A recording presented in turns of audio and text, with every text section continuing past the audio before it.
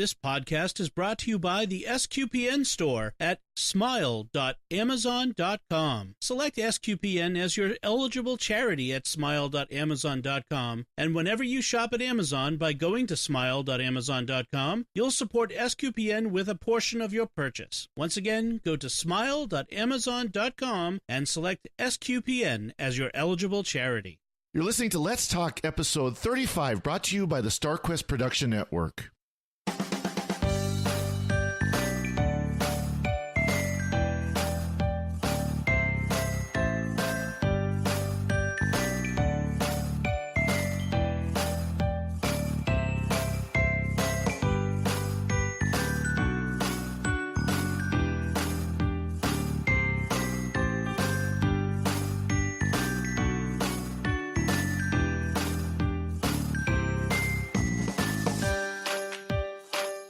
Howdy all, Father Corey Stika here. Welcome to Let's Talk, our usually weekly SQPN community podcast. We missed last week due to some scheduling issues.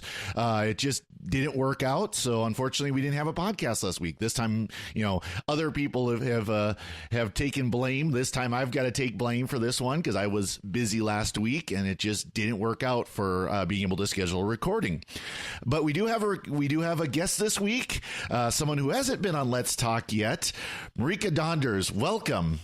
Hello, this is great. I've been sort of looking forward to this. So yeah, we're glad to have you on. I know you've been around the SQPN community for quite a while, so it's great to have you on. Why don't you tell people about yourself? Well, I am currently in the North Country of New York in the Diocese of Ogdensburg, and I'm the Director of Evangelization for the diocese. And I've been here about 7 years, which is actually the longest I've been anywhere. Well, I know that feeling. Yeah. It's kind of like me living in this parish. This is the longest I've been anywhere. Now, people will notice an accent. Where are you originally from? I'm originally from the Netherlands, or Holland, as some people like to call it, because the Netherlands is sort of a tongue twister. And I came to the States when I was 11, so you may also occasionally hear a little bit of Southern creeping in because I grew up in Atlanta. So I'll say things like y'all and fixing to and that sort of thing. Yeah, nothing wrong with that. Yep. People have asked me if I'm from Kansas, and I'm not quite sure why. But yeah, that is kind of interesting because usually Kansas has more of a flat accent. That's why they're always the news broadcasters and things like that. They always have that kind of that flat Midwestern accent. Well, now we ran into each other. We did. A few years ago at an event, and it's actually what we're going to talk about because this event is going on again. It's World Youth Day. Yep. So we were both in Poland for World Youth Day 3 years ago. It's hard to believe it was that long ago. I know. It seems like yesterday. We still have our poster. We had a big big vinyl sign made up for our group, and we still have it hung up in our stairwell at our church. Mm-hmm. But of course, World Youth Day is going on right now in Panama. Down there where it's actually warm. We're both in northern climes where it's cold and snowy. What are we doing here? Why didn't I get a group together? I know, right?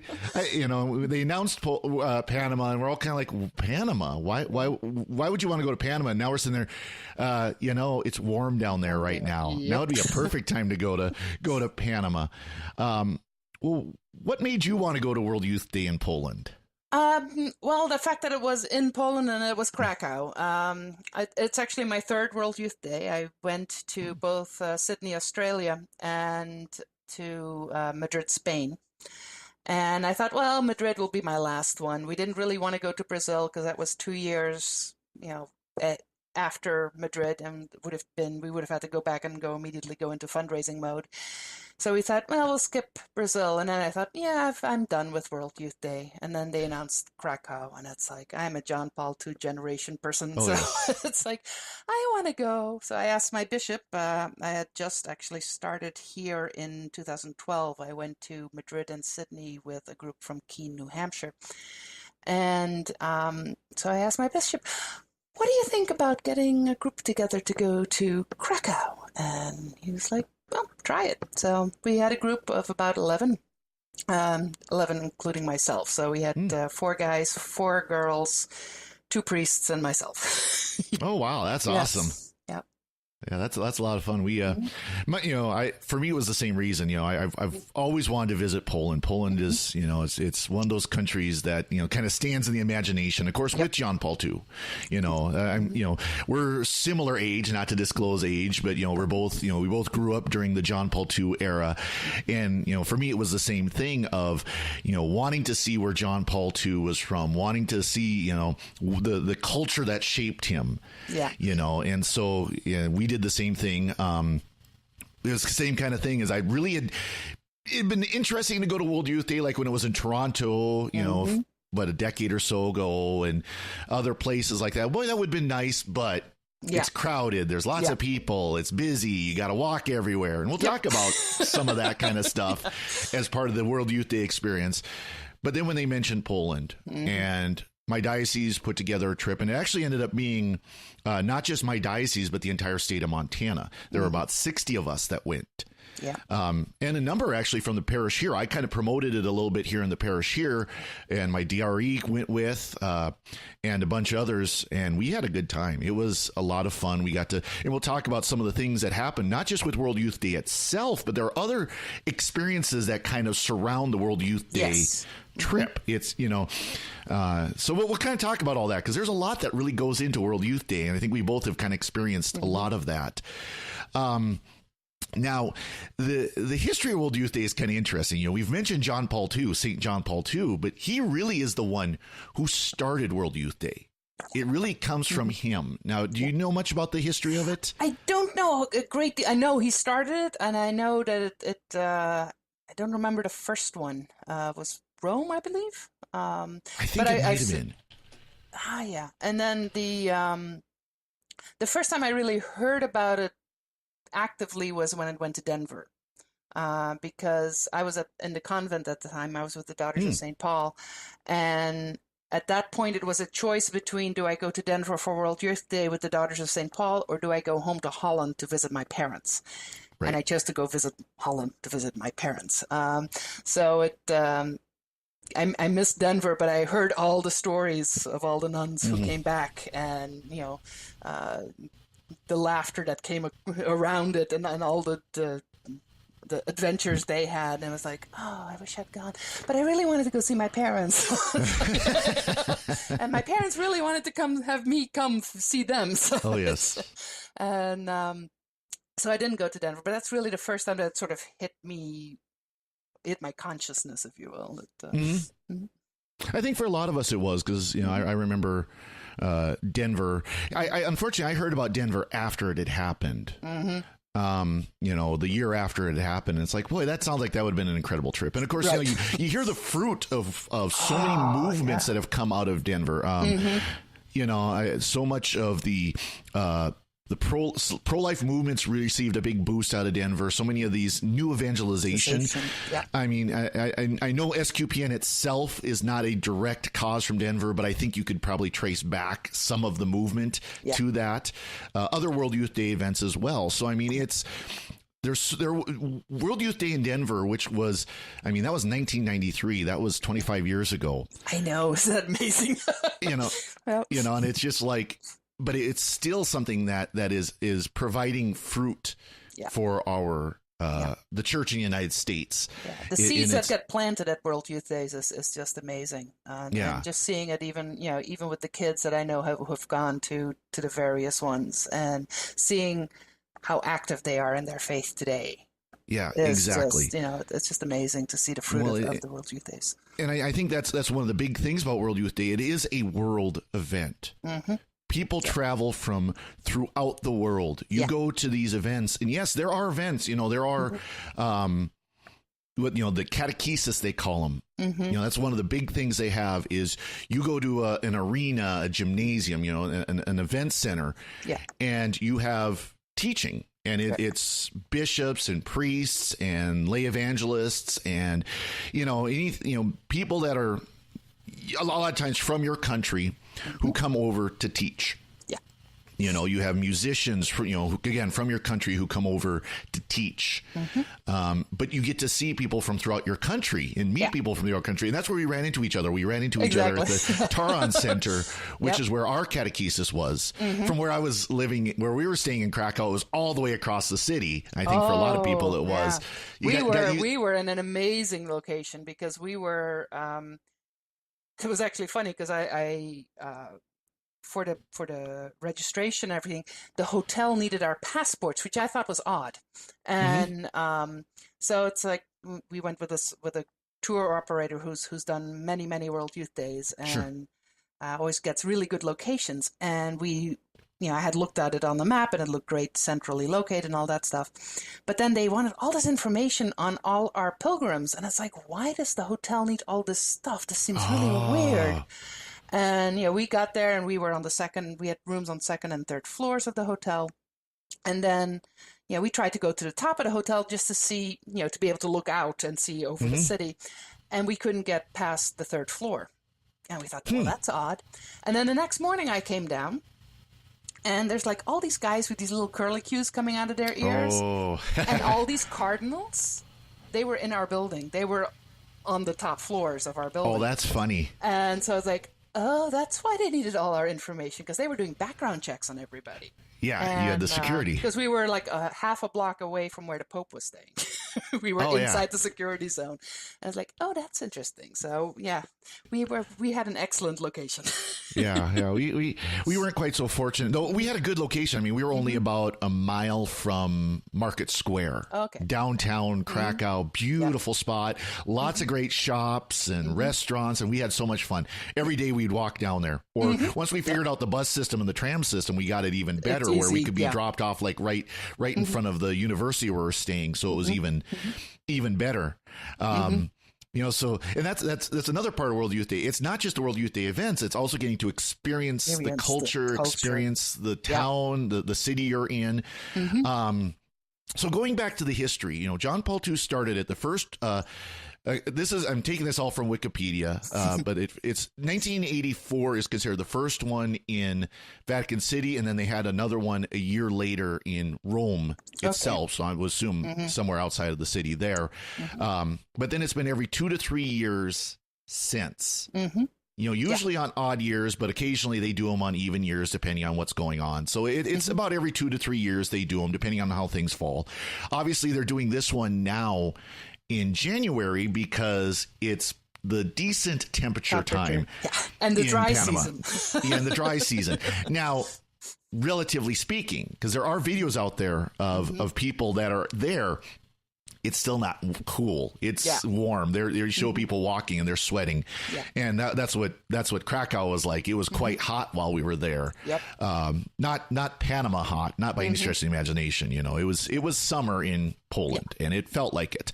But it was it's been going on since then. John Paul II started it, and he really promoted it. Benedict XVI was very encouraging of it, and I think he enjoyed it as much as John Paul II did.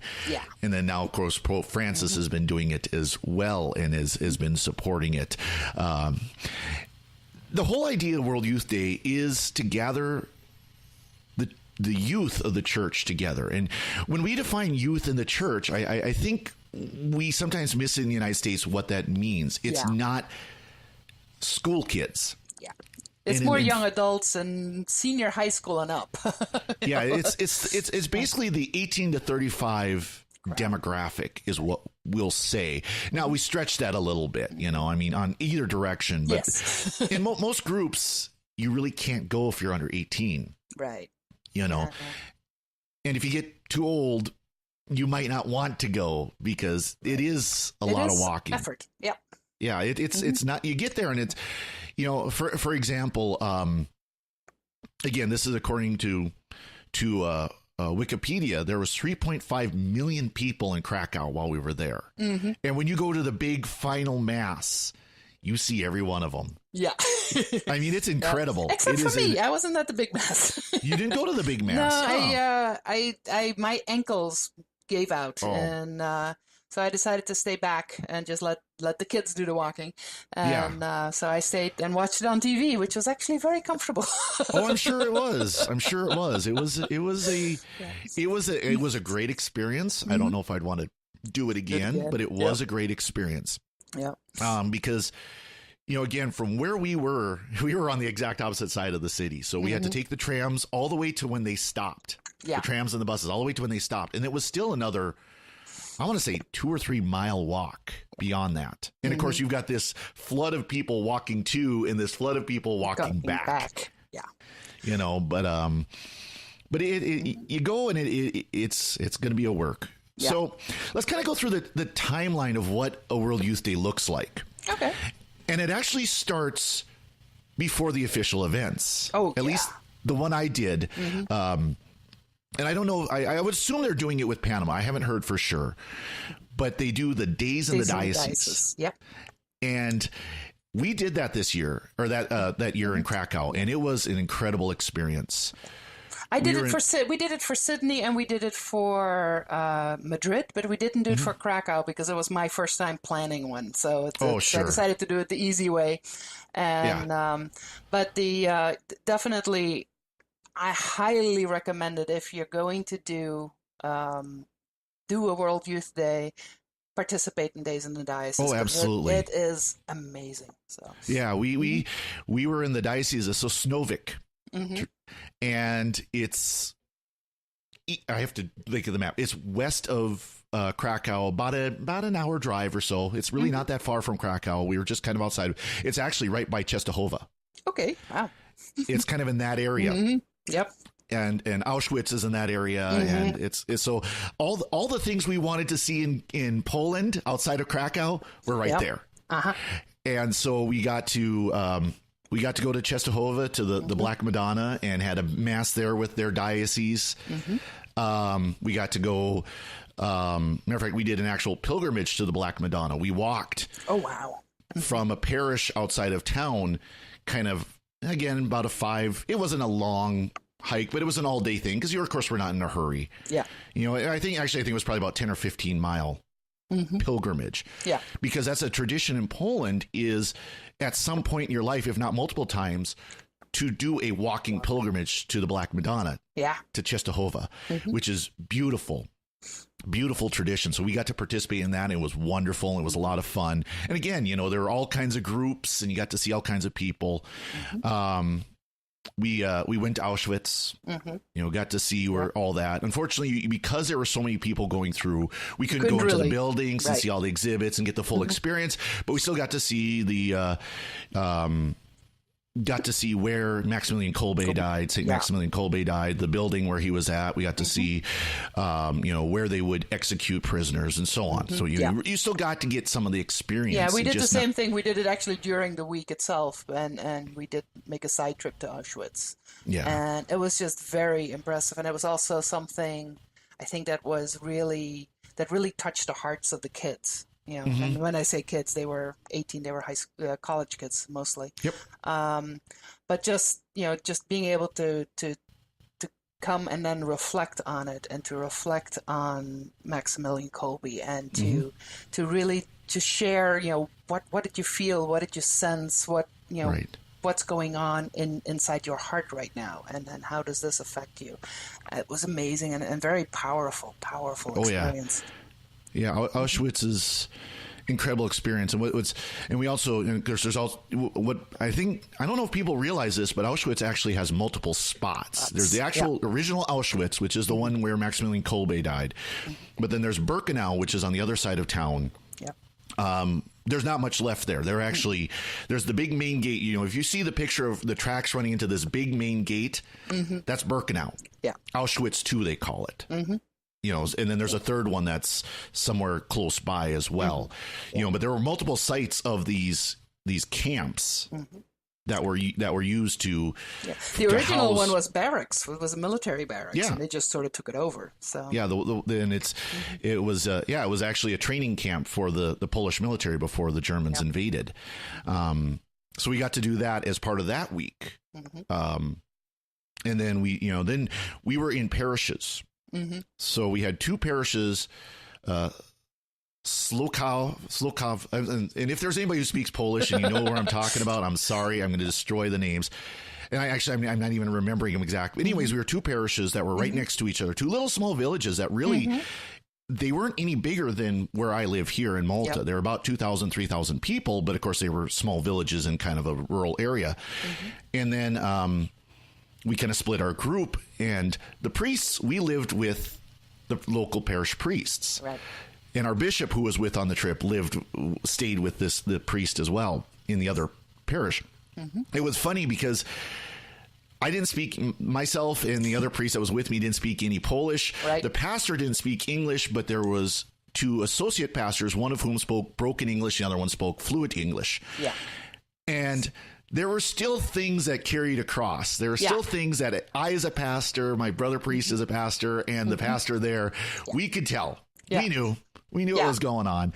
Yeah. And one thing that always sort of strikes me is that it doesn't matter what language you are, and you can always, for example, you can hear the cadence of the Our Father. Yep. It's the same worldwide. Doesn't matter what language is it. You know it immediately, like, oh, that's the Our Father. Yep. You know, and just the amount of conversation that you can have simply by few words and lots of hand gestures. Yeah, exactly. Well, there's a lot of universals that do carry across from culture to culture. And that is one of the big things is you get to see these other cultures. That's the big thing the Day of the Diocese is for, is to get to experience, even just for like 3 or 4 days, this culture. You get to meet the people. You know, we were there for a Sunday parish mass. This little parish. Yep. Again, not any bigger than what I have here for a church, and it was packed. Yeah. And beautiful church. It was a new church in Poland. It was only 100 years old. Yes. Yeah, I know. It's when I was in. What struck me in Poland was how Catholic everything was. Yes. When I was in Sydney, it was how secular everything was. Yeah. You know, and what in Spain when I was there, talking back about language and conversation, we stayed with a family, elderly couple, did not speak English. We had 3 adults staying there who didn't speak Spanish. I had crammed vocabulary, so I had words, but I had no grammar.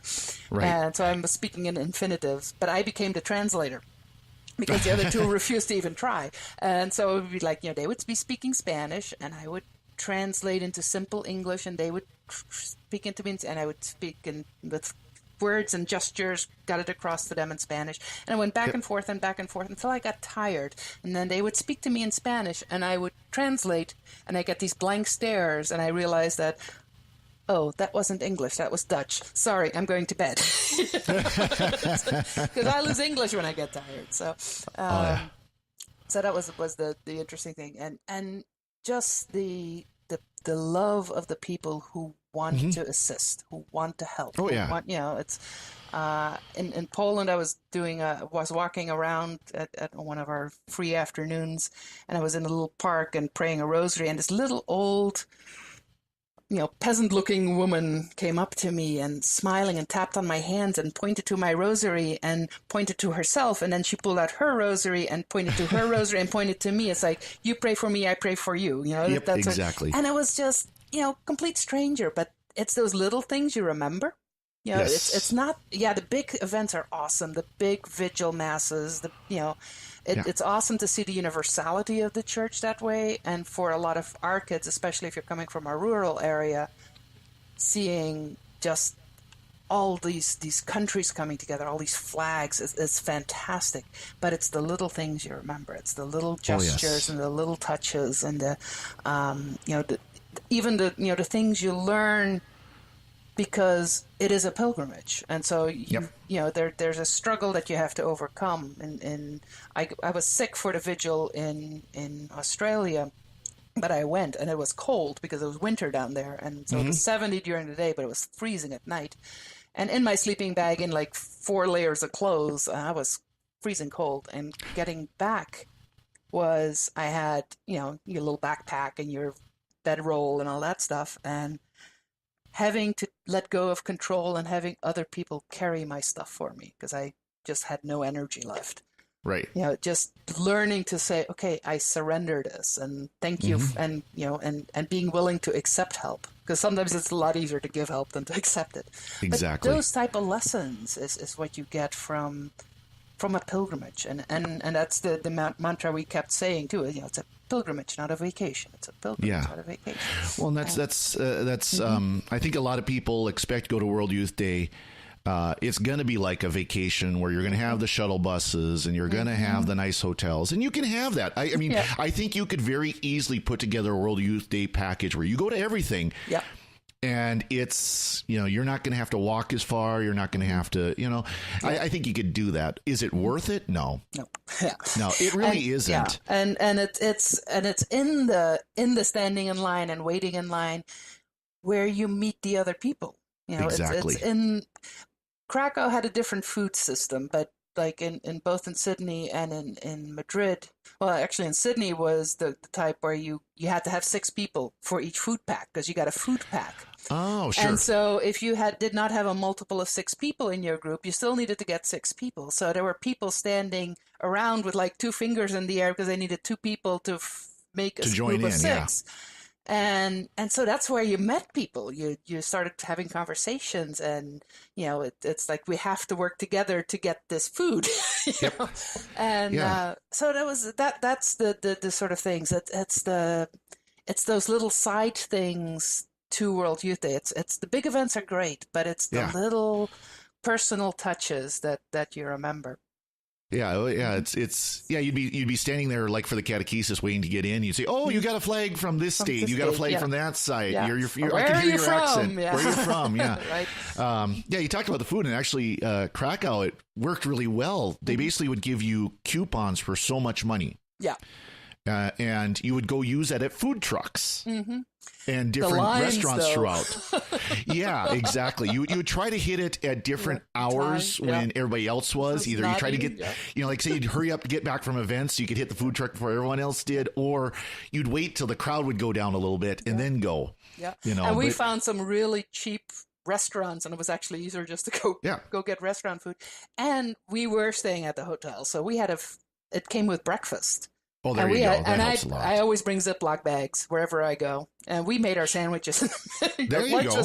Lunch is made from the breakfast table. So. Yeah, so I mean, it's this kind of thing that you do. I mean, it really is. You think about, and admittedly, there were times where, like my brother Priest and I would say, let's go get a good meal, and we'd go run down to Market Square, and we'd go find a excellent restaurant. And food and drink in Poland was cheap. Cheap. Yes. $20 you could get a full. Yeah. Good meal. I mean, we're talking, something here in the States would be $30 and up. Yeah.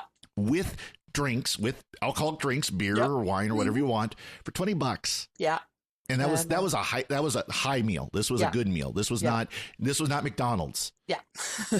So anyways, I mean, we're kind of wandering off track. But that's all right. This is all part of the experience. This really is part of the experience of going to what they're experiencing in Panama. Watching some of the videos. They went to Popeye's Chicken down there. Stuff like that. Finding a restaurant. Yeah. But so after the days of the diocese, you go to the actual location, the city. Yeah. Now again, there's hundreds of thousands, if not millions of people descending upon this city. So don't imagine it's like you go to a conference and you're staying in the same hotel as all the conferences are. Yeah. You're going to be somewhere in the city. Yeah. And you're going to have to use public transportation or Uber or taxi or just good old fashioned walking. Yep. You're going to have to get to these events. Yeah.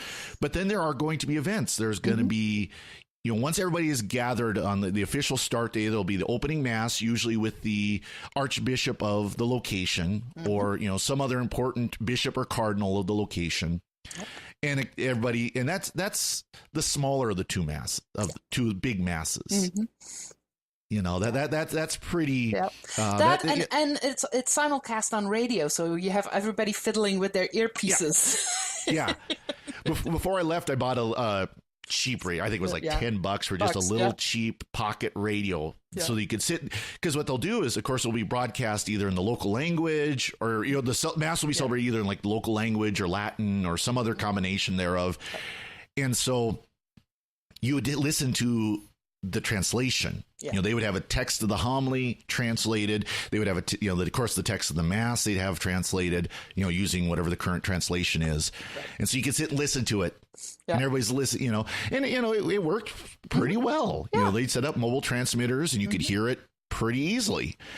And those are impressive because, of course, you get to see, you know, those who are there for the full event. Yeah.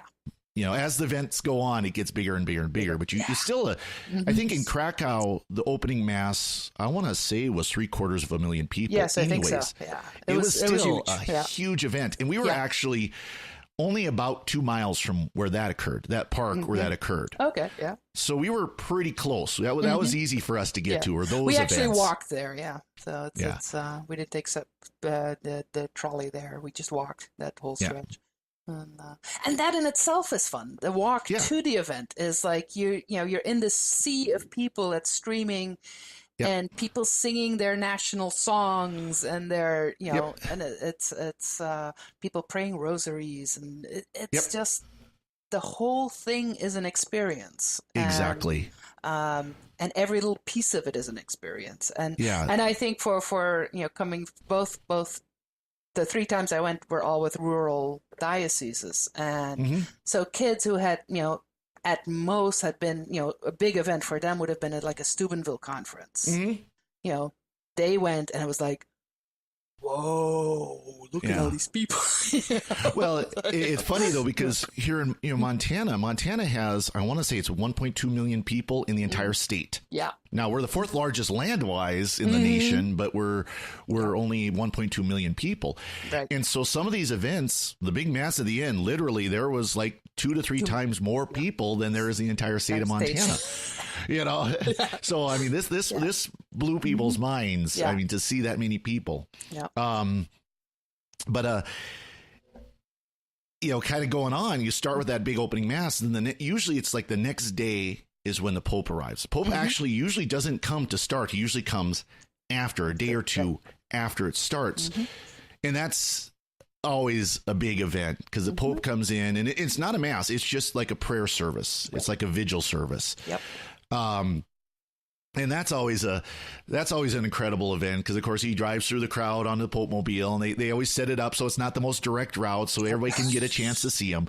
We were close enough to the stage that we actually were. He went right by our group, right, which was pretty cool. But that's when everything really gets rolling. Is when the Pope shows up. That's then where. Now we start getting into the World Youth Day activities. Yeah. And that's when the catechesis event starts. Yeah. And those are always incredible. Right. And just the adoration at the Tarek Center. And that was amazing. And just and again, it's, then everything is in English in your local catechesis area.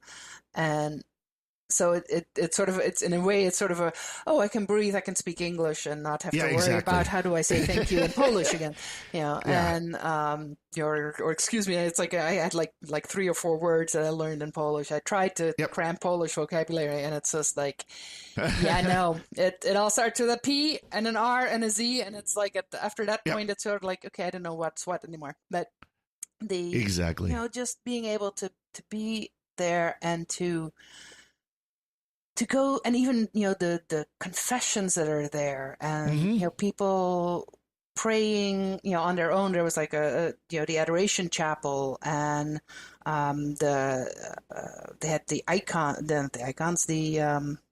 what do you call it? Like the bones of people, the reliquaries. Reliquaries, yeah.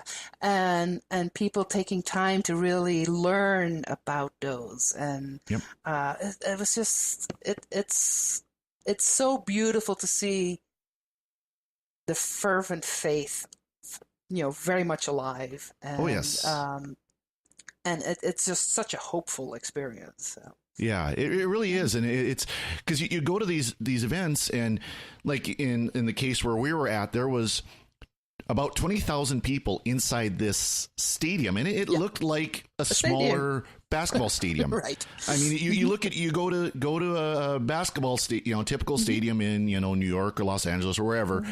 That's what it looked like. It was a little bit smaller. It wasn't as big as some of the ones we have here in the States. Like I said, with the floor seating, it could seat about 20,000 people. Yeah.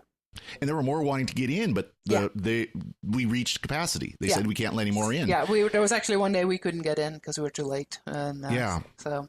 And it was, and if you've seen the pictures or the video of Bishop Barron, where he's talking about the cross, the Blessed Sacrament is exposed, beautifully lit up. I mean, beautiful monstrance, beautifully lit up.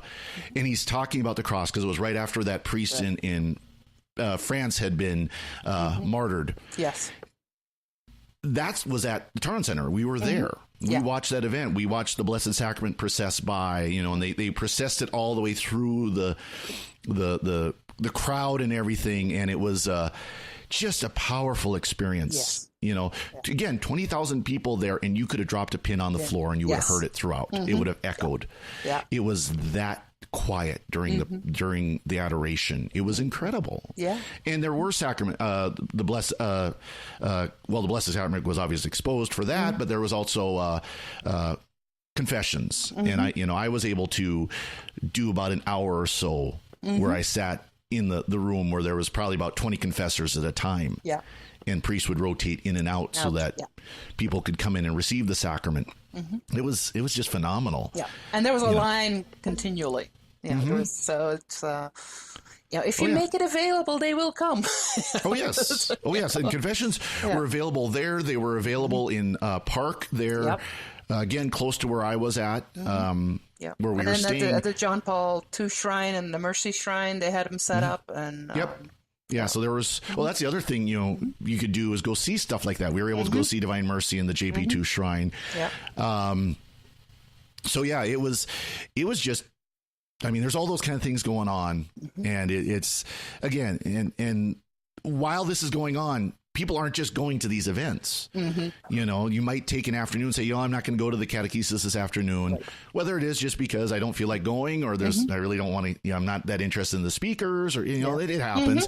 But instead, I'm going to go down to Market Square and go do some shopping. Or go, get a meal. And even then, you're still immersed in the event, because the event is it's an immersion experience in Catholicism. It's it's like, and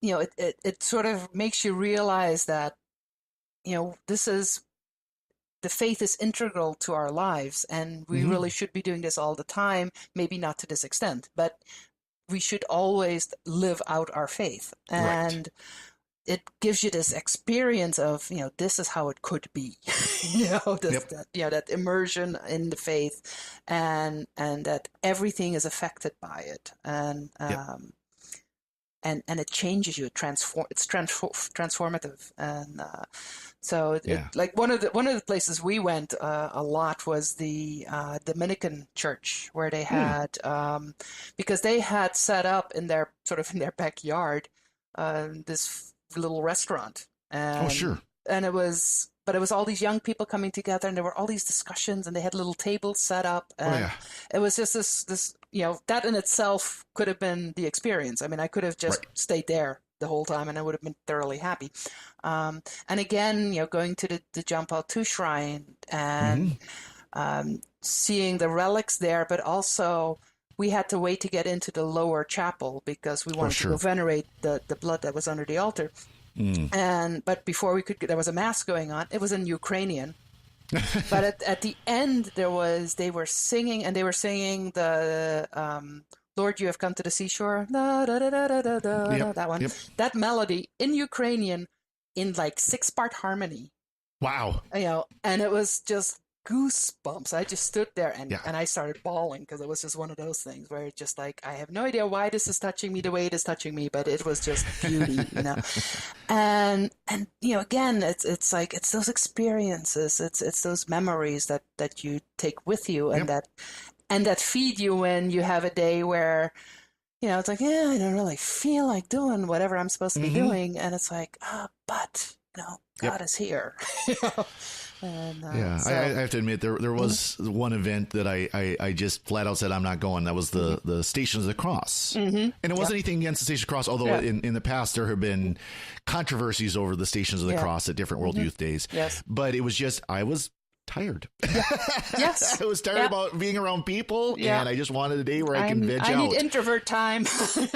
And that's the nice thing about something like this is there isn't anything you're required to go to. Right. You can go to it if you want. You could go to World Youth Day. You can spend the money to go there and not go to any of the big events. Yeah. If you and really wanted to. And still get an experience. Still experience it. I mean, it's still worth it. But there is the Station of the Cross, and the Pope is usually present for it. Yeah. And it's acted out and kind of goes through the crowd and everything. And it's a beautiful, if you've seen videos of it, it is a beautiful thing. Right. It really is. It's just that was the one day where it's like I've had enough people. I think we missed that as well. Was that the day it rained really hard? I know the opening mass rained, but it rained right before the opening event. Right. I mean, literally, it was raining as we were walking there, and then it stopped right before the actual event. And I think we missed the Stations of the Cross. We decided to do something else and pray them on our own, and we actually we went to another parish and actually just prayed the stations in the parish.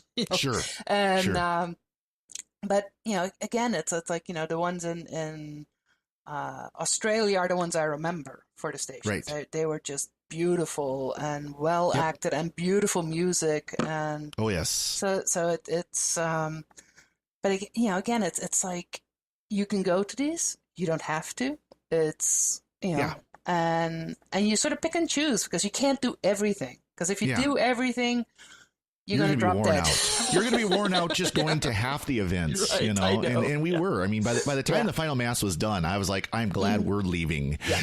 Ready to go home.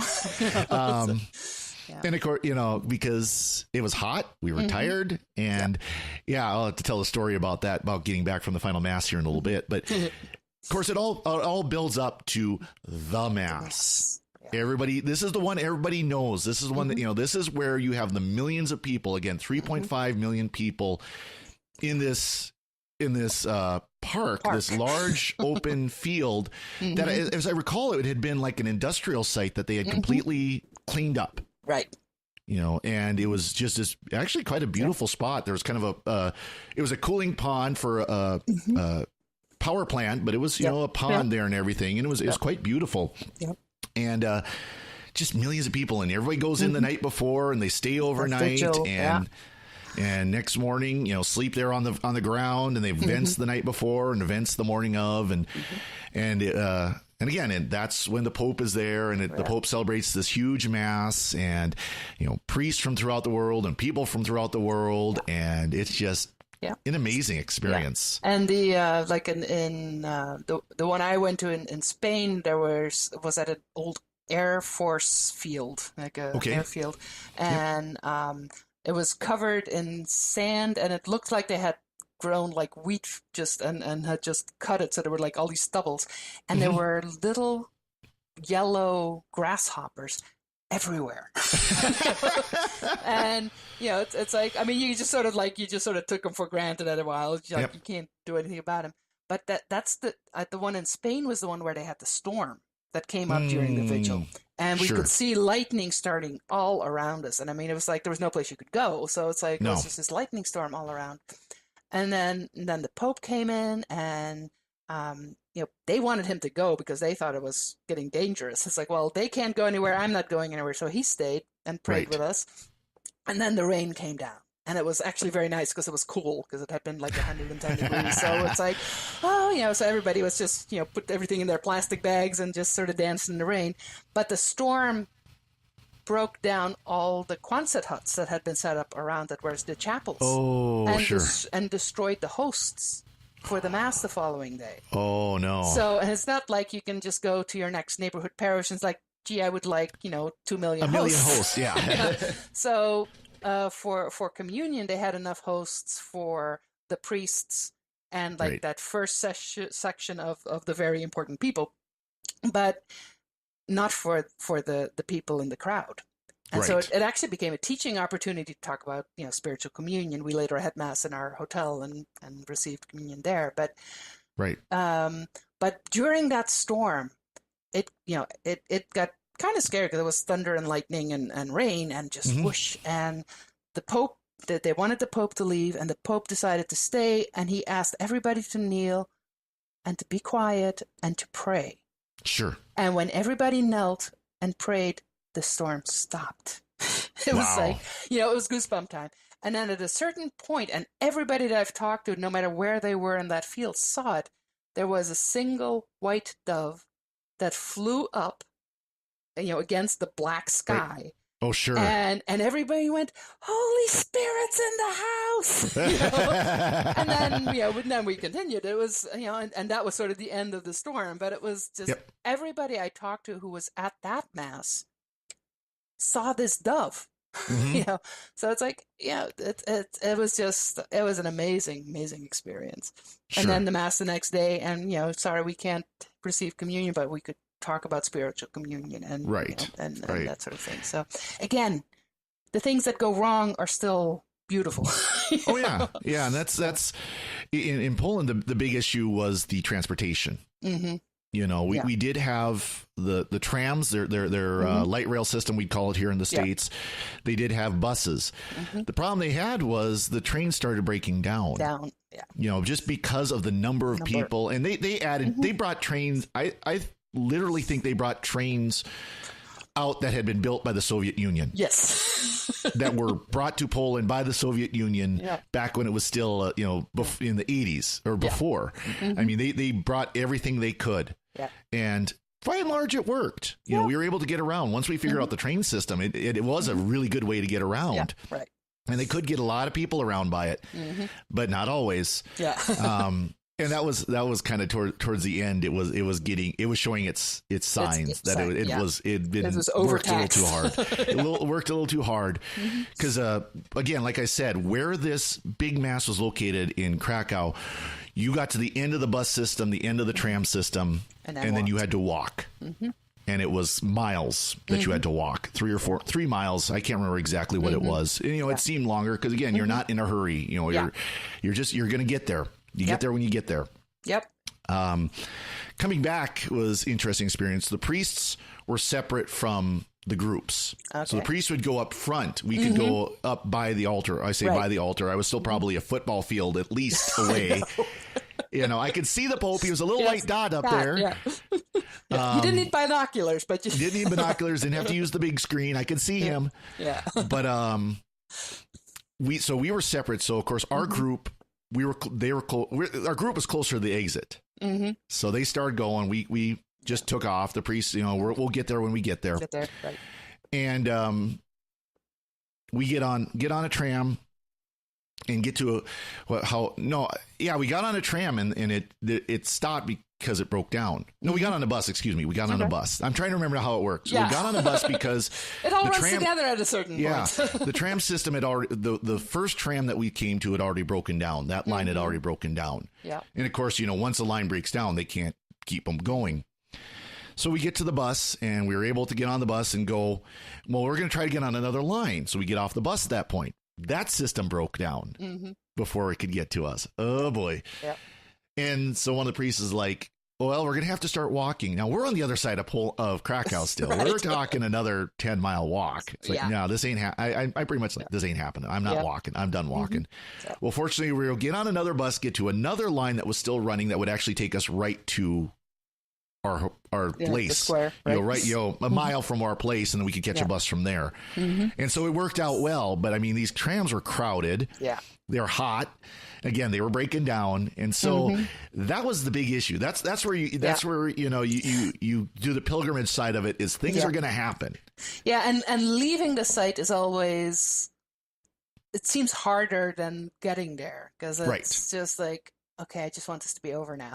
We've done it. We're done. We just want to go home. We were hot. We were tired. We were sore. And, and part of it, too, is when you're going to the site, yes, people are going to more trickle in. Yeah. You've got 3.5 million people coming, but they're going to be coming throughout the day. They're not all some will be there in the morning, some will be there in the evening. But once it's done, it's a flood. Yeah. 3.5 million people Let me leaving. out. No one wants to stick around. Right.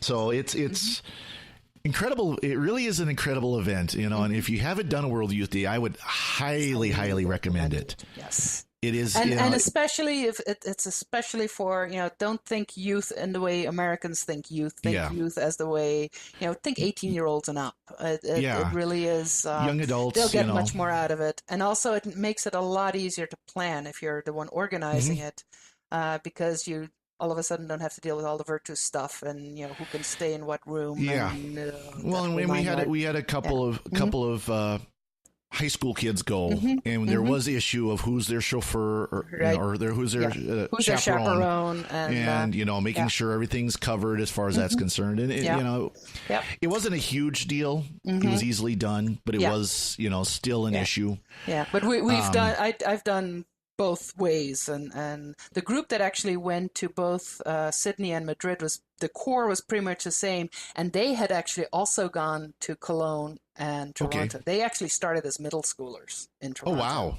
Because it was Toronto, and they figured, we can, from New Hampshire, wasn't that hard to get there. Nope. And so they went Toronto as middle schoolers, then high schoolers in Cologne, senior high schoolers in Sydney, and they were graduating college by the time we finished Spain, which is another reason we didn't do Brazil, because they were done with World Youth Day. Yeah, I can imagine that. I just looked. I thought I said it was 10 years ago. It was Toronto. No, that was 17 years ago. Yeah. It's hard to believe that was that long ago. Yeah. But that's right. That was the last World Youth Day that John Paul II was at. Right. And so. Yeah, it's amazing. It's and just. Again, it isn't just the event itself. It is the whole experience. It's the whole experience of planning it, of getting together. It takes 2 years for most kids to fundraise it, to fundraise the cost to get there.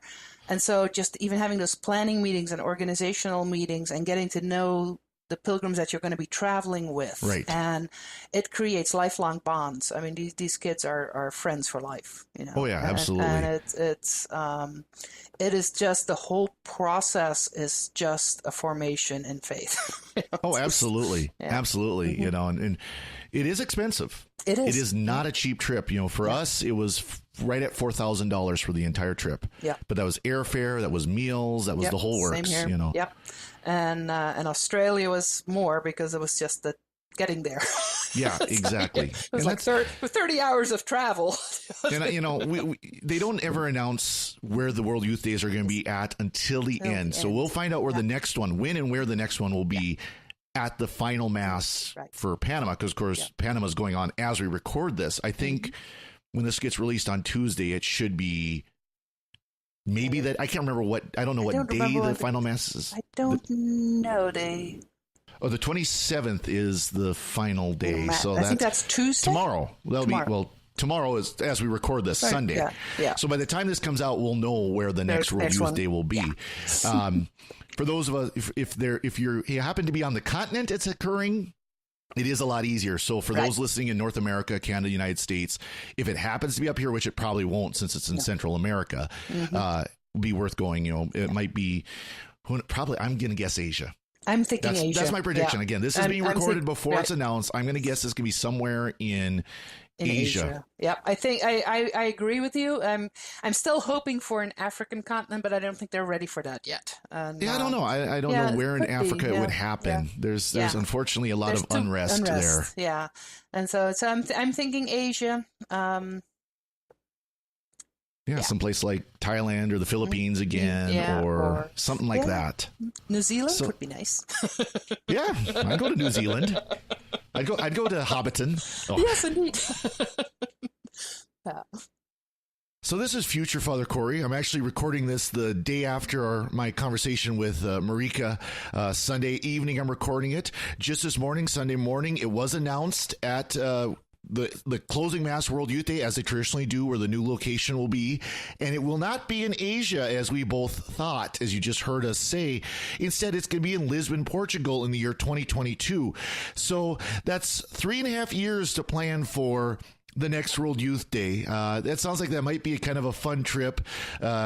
might be worth doing. So anyways, there we go. We know where it's going to be. We both were wrong in saying that it was Asia, but that doesn't mean that we might not be right for the one following in 2024 or 2025 or whenever the next one after that will be. We'll find that out in 3.5 years. So back to the rest of the show. So no, if you can't tell, it really was a wonderful experience. Yeah. Again, I've only gone to one in Poland. It's a great experience. Yeah. If you and get a chance, all different. They are all different. They all have their own unique flavor. And, people very often ask me, well, what's your favorite one? And it's like, you can't tell. They're just so different because you're dealing with the culture and you're dealing with just the history of the area and the saints of that area. And it's, you really can't, it's like in Spain we had, we stayed in days in the diocese in Zamora, which is on the way of the Camino de Santiago. So we actually walked piece of it, just a very small piece. That was part of the experience. Sydney, it's like just the fact that there were kangaroos and everybody was looking for kangaroos was part of it. We called them ruthinations because all the kids were seeing kangaroos in every bush, and anything that moved was a kangaroo. Like, no, that's not a kangaroo. That's a bush. That's a cow. That's a sheep. But eventually we saw kangaroos, so they were excited. But it's like everyone has its own flavor. It's the language, whether or not you speak some or none of it. Australia was great because everything was in English. So they're all different, but they're all so worth it. And, and I'm so glad I went. So. Oh yeah, absolutely. It just, if you get a chance, go. I mean, it is expensive. It's difficult. It's so worth it. Yeah. Please do take a chance and go to one if you haven't. And I think you'll enjoy it. Exactly. So it's a good time to take a quick break before we do our picks of the week. I want to once again thank everyone for listening to Let's Talk and all the other SQPN podcasts. We really do appreciate those of you who have been listening, who have been sharing, who have been giving us feedback. Of course, we greatly appreciate that. I want to encourage you, if you haven't checked it out yet, we have we got 2 new SQPN podcasts I want to promote. The first one is Secrets of Technology. That's one that I'm on a rotating basis with Dom and a couple others. We talk about technology, but we're not doing it as tech pundits. We don't get paid to do tech news. So much of if you're into technology at all, the tech podcasts will usually talk from a certain way. Their pundits, their job as journalists or as tech geeks is to talk about technology. We're not that. So we're going to talk about technology, but we're not going to talk about how you have to have the latest, greatest smartphone for this month. The next month, the next latest, greatest smartphone is going to come out, and the latest, greatest this and that and the other thing. No, we're going to talk about how technology affects our lives, what it means to be a Catholic and to use technology. Yes, we'll geek out over the latest technology, but we'll try to explain it in a way that your average person will understand. So please do check it out. Moral issues of technology, the use of technology in our faith, all these things. We're going to talk about that. Other thing, speaking of World Youth Day in Australia, we have the Catholics of Oz. We now have a podcast of Catholics from Australia who talk about their faith as Australians and their perspective as Australians. Very interesting. Of course, there's going to be a lot of crossovers with those of us here in the United States, those of us here in North America, but they're also going to have a different perspective. So please do check that out as well, especially if you are from Australia. Shout out to our friends down there. Please do check them out. It's a very interesting podcast. I've listened to the first episode and great. They're doing a great job already. And very interesting to hear what they have to say. So check out our friends from Australia and all our other SQPN podcasts. We have lots of them. I'd also like to take a few minutes to thank our patrons, those of you who have joined at sqpn.com/give, joined our Patreon site. Special thanks to Michael F., Jonathan R., Andrew K., Bob M., and Joe B. Please do, or thank you first of all again to those of you who are supporting us through Patreon. And if you haven't, you can go to sqpn.com/give and sign up. And if you sign up at certain levels, we even have some gifts for you. So please do check those out. All right. So let's switch over now to our picks of the week, which we do every week. We pick something, may or may not have anything to do with the topic, but would you like to share your pick? Sure. I sort of had a hard time coming up with something, but then I downloaded a book. I'm going to say formed.org. If you haven't looked at it, it is fantastic. A lot of parishes are signed up for it. It was originally started as a parish to help parishes out with. It has videos and books and all these programs that you normally would buy separately. They're all there, so for a subscription rate. And the wonderful thing is for parishes is that they can people can access them on computer, on smartphones. There's an app for it, and then have discussions in the parish, so that you don't have to take time out to actually watch the video in the parish. You can watch it at home and then come together and discuss. So it's sort of an upside down classroom. But what I just discovered, because I don't really learn well by video, I like to read. There are books on formed.org that you can download for free to your Kindle and then send them to your Kindle. And it's like, wow. It's like I probably have downloaded about 20 books so far. And even if they're like $10 each, it's just the savings of it. And it's all good stuff. It's all solid Catholic. You don't have to worry about, well, is this, Orthodox or not? And it's just a very good program, and I would highly recommend it. So. Oh yes, we've been looking at it for our parish as well, and it's the nice thing of it is it's not kind of a fly by night thing. It's different. I'm trying to look it up here who all's involved in it, but it really is a fantastic. Ignatius is on it. Augustine Institute has pieces of it. I think it's mostly Augustine Institute. The Lighthouse Catholic Media is part of it. So it's all names and great stuff. It's and just wonderful programs, and you can either use it to learn on your own, or get a group together. And I like this. My former liturgy professor, Father Douglas Martis, he's first thing on trending topics. How should we worship in liturgy? So I know he's excellent professor. I really everything I learned from liturgy I learned from him. Yeah, check that out. Form.org. Excellent pick, because it really is good. For my pick, I'm switching to something a lot more geeky. Surprise! Yeah, exactly. So the reason why we didn't have Let's Talk last week was because of my scheduling issues. I was geeking out last week, Friday night, Saturday morning, because there was a new release of the game Magic the Gathering. Now, there's a lot of people listening who probably know this game. They've probably played this game at some time because it's been around for 25 years.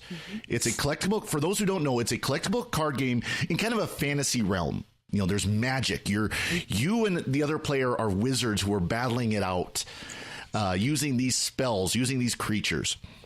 And so you collect cards.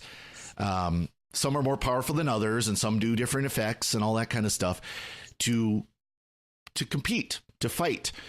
And so last weekend there was what they call a pre-release. A new pack is coming out today as we record this Saturday.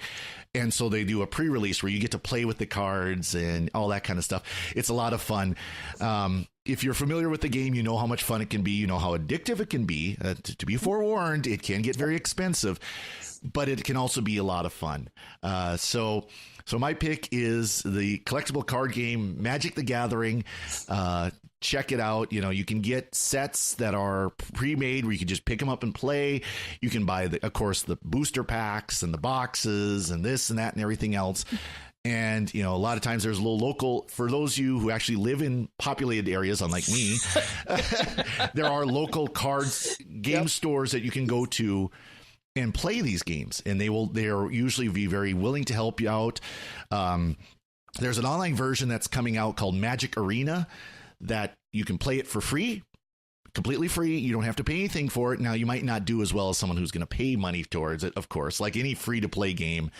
If you're willing to spend the money, it helps. Upgrade. But you don't have to. And that's the nice thing about it is you can go play it. It will teach you how to play it. It's got a nice little introductory tutorial, and then you have cards you can play with. So anyways, check it out, Magic the Gathering. It's a lot of fun. If you haven't played it, it's worth doing it. If you've played it, you know how much fun it is. So that's my pick. Well, Marika, thank you for being on. It's been awesome. Fun. You know, it's my talked first longer than I expected. I know. It's my first podcast of being on a podcast. I've listened to lots of them for years, but it's great to be on. You're always welcome to join us, you know, when you're available. We're glad to have you on. Where can people find you if they want to hear more from you? Well, I'm on Facebook as Marika Donders. It's MarikaDonders. I'm the only Marika Donders apparently on Facebook, which is great. And I'm One-Eyed Smiley everywhere else. So Twitter and Instagram and Snapchat. And I think on Snapchat there is a dot between one-eyed dot smiley because somebody already took my One-Eyed Smiley name. So, and yeah. Excellent. Excellent. And again, I'm Father Corey Stika. You can find me, my website where I post my homilies is frcorey.org. You can find me on Facebook. Father Corey Stika is my page, Fr Corey Stika on Twitter. And once again, if you wish to send us feedback, please send it to let's talk with no apostrophe at sqpn.com. And if you wish to join our Patreon, it's sqpn.com/give. Thank you very much for listening, and God bless.